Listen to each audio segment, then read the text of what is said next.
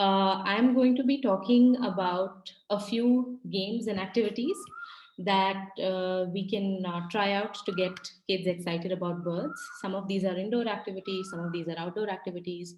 Some of these can be tried both indoor and outdoor. And yeah, so let's get started.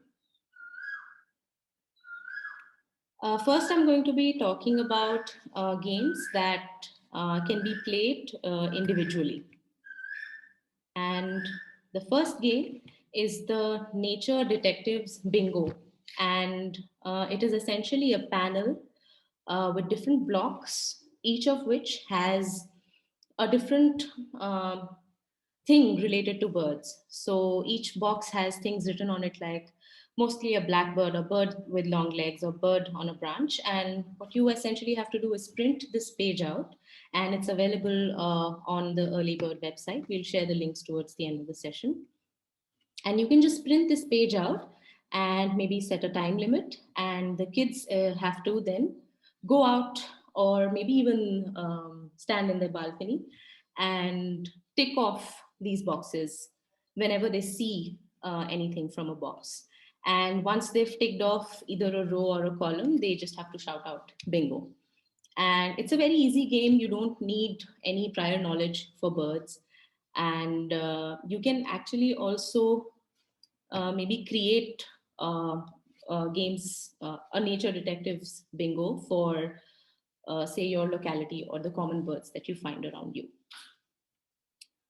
The next game is a nature version, an indoor nature version of the bird detectives bingo, and it's called Hidden Housemates. And this is actually developed by the Nature Classrooms team that's going to interact with you tomorrow. And this was developed during the lockdown to get people and kids to just explore different creatures that they share their houses with. Again, this has different blocks. It's a sheet which has different blocks with different things like spiders or leaves or ants. And whenever you see one, you have to tick it off.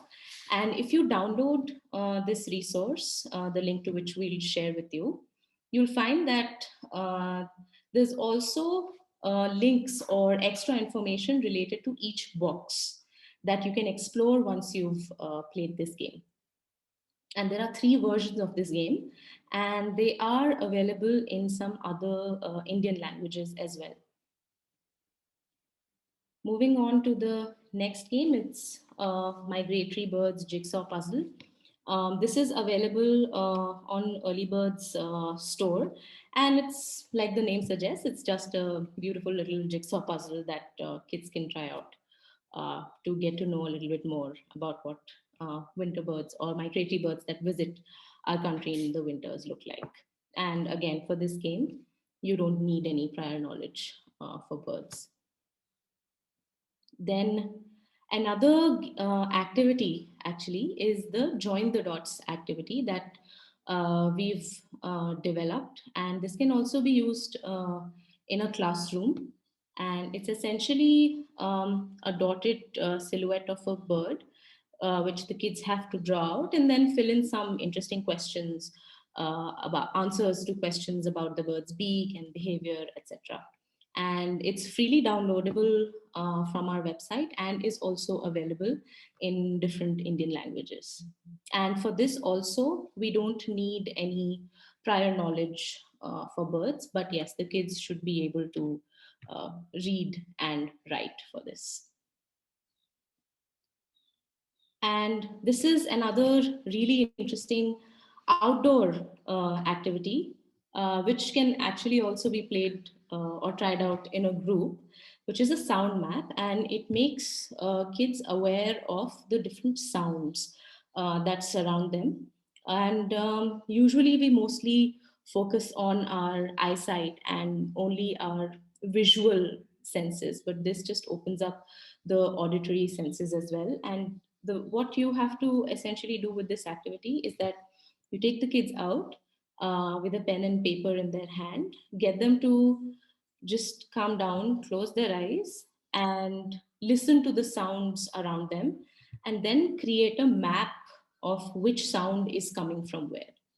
And to make it even more interesting, you don't maybe even need a pen and paper for this. You can maybe ask the kids to pick up small things that are available um, around them, and maybe assign them uh, different attributes. So they can they can place rocks for sounds that are more harsher, and maybe leaves for sounds that are more softer, and create a sound map using maybe leaves, twigs, and rocks on the floor there itself. And again, for this, you don't need any prior knowledge for birds, and it's just a nice activity to open the senses before you start other different activities with outdoors. Then moving on to another really interesting activity that we kind of, a colleague of mine came up with during the lockdown.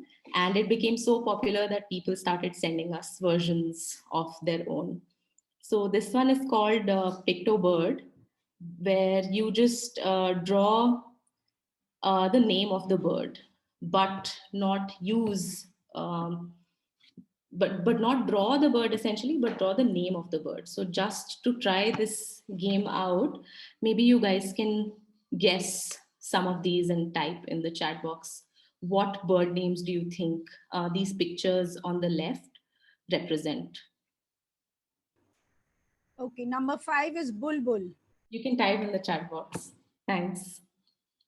Number 5 is Bulbul. Yes, you're right. Folktail, yes. Eighth is folktail. Second is kingfisher. Yes. Darter, sixth is darter. Fourth is frogmouth. Yes. Yeah.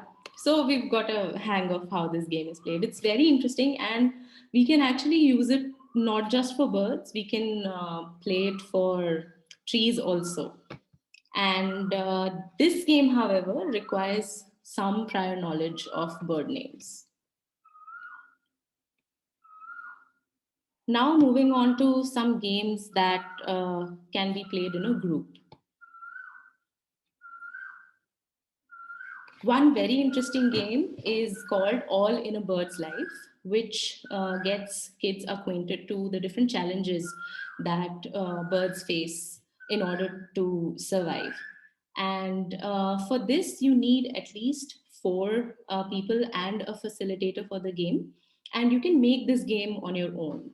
A PDF version of this game is available on our website, and it's freely downloadable and is also available in different languages. Once you print it out, you can cut out the different cards, and there are some 6 rounds in this game, each of which corresponds to a specific stage in a bird's life.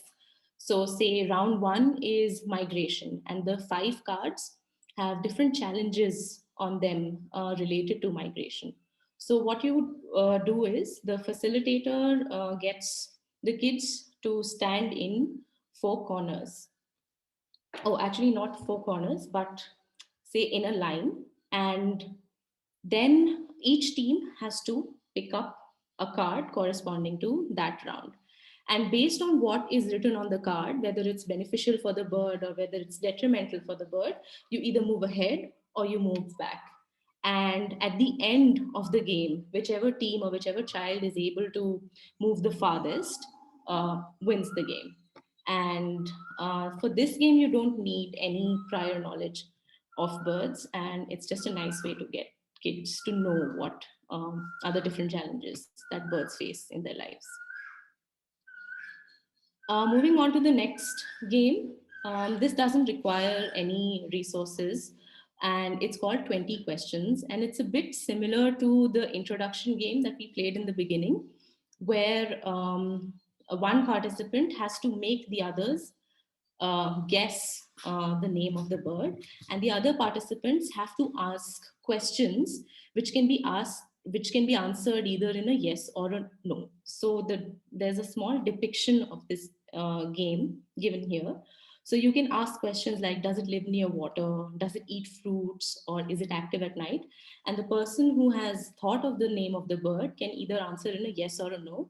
and then everyone can arrive at what the bird name was.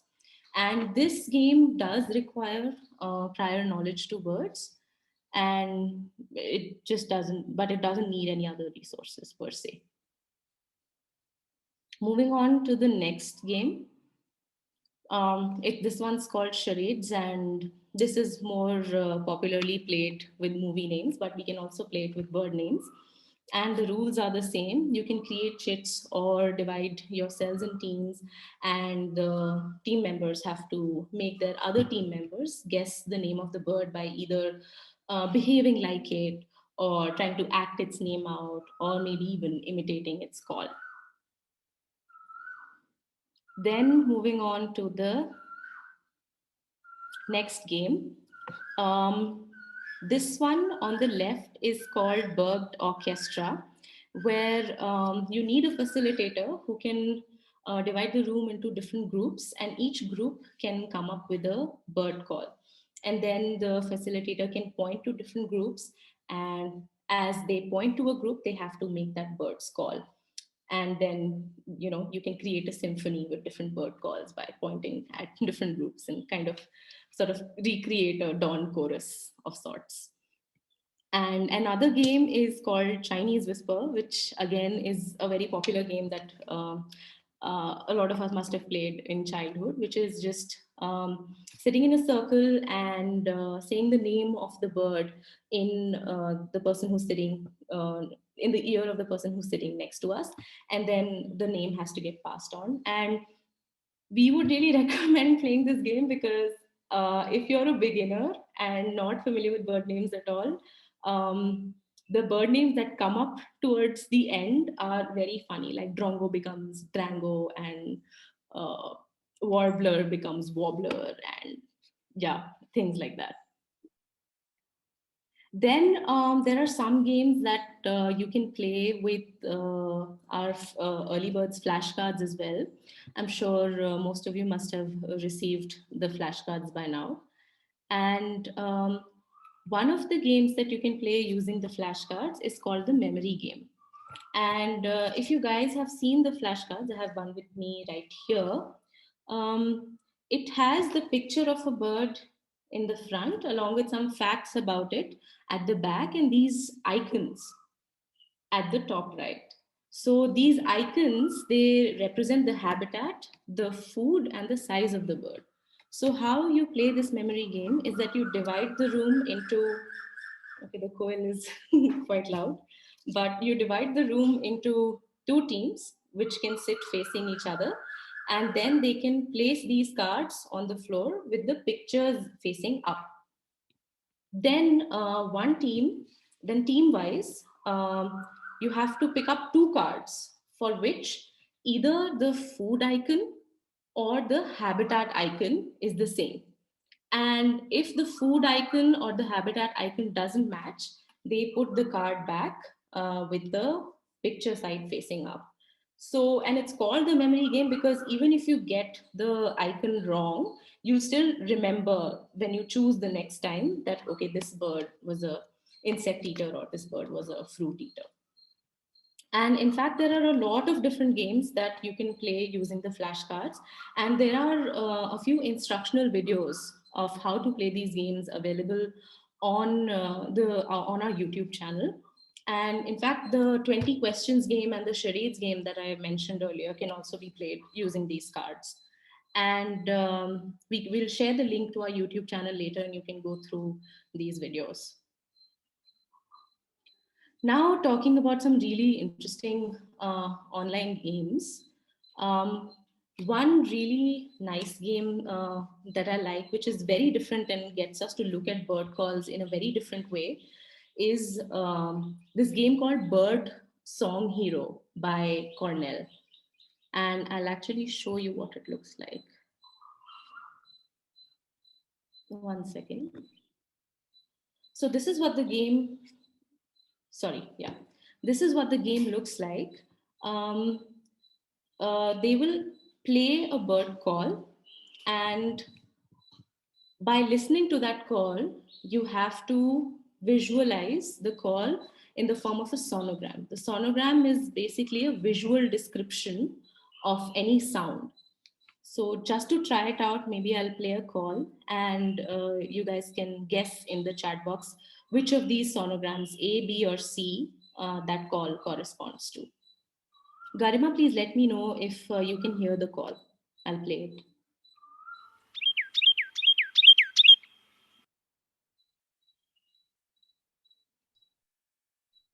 Yep, all good.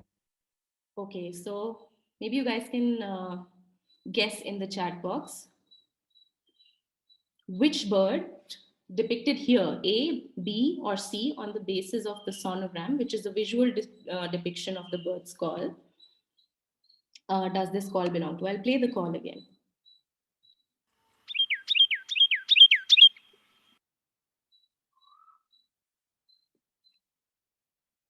Okay, a lot of you are saying A. Let's see if it's A. Yes, so you're right, it's A, because there are 5 notes. And even though we might not know what a sonogram is, it's a little intuitive, but they do explain what a sonogram is before you start this game. And actually, this website by Cornell called Bird Academy has a lot of interesting online games that really talk about different things like where have birds evolved from, or what do birds' feathers look like, or why do males sing, and a few games on birds' anatomies as well. And we'll share the link in the chat box. So, yeah, it's definitely worth a try. Moving on to other nature related games, there was one game I wanted to mention besides the hidden housemates game that the nature classroom teams has developed. It's 2 games by the Last Wilderness Foundation. One is a nature bingo, which is slightly similar to the nature detectives bingo, and nature dominoes. And both of these are actually available in English and Hindi as well. And these can be bought from their website, but are a great way to engage kids uh, when you're talking to them about nature. So that was it. That was all for bird related games.